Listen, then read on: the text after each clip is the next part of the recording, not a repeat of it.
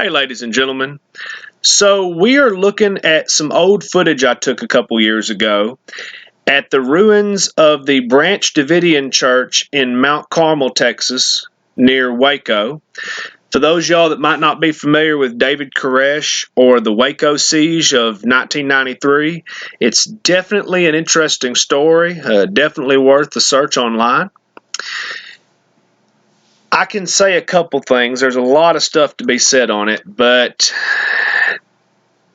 I don't think the United States government had any business doing what they did to these people. I think it was cruel and completely unnecessary. That's not to say that Mr. Koresh may or may not have conducted himself in some inappropriate ways behind closed doors, but again, I don't see any part where the United States government should have took involvement in this situation. But reflecting on this and looking back on this old footage I took, it kind of got me to thinking just about communal life in general.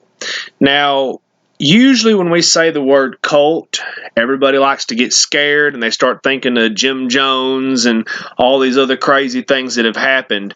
But honestly, and just from a linguistics perspective, the word cult, yes, it does have a negative connotation, but it does not have a negative denotation.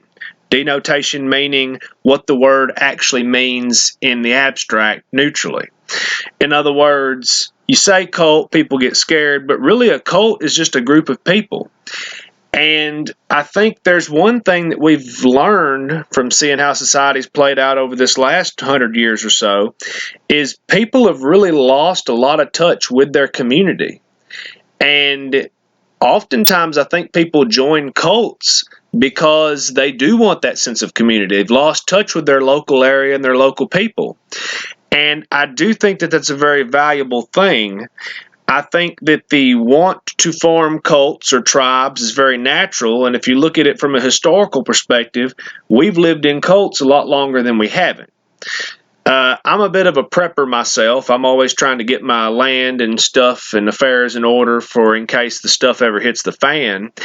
And I definitely could see communal living, or if you want to use the word cult living, being the way of the future, especially in a post-apocalyptic scenario.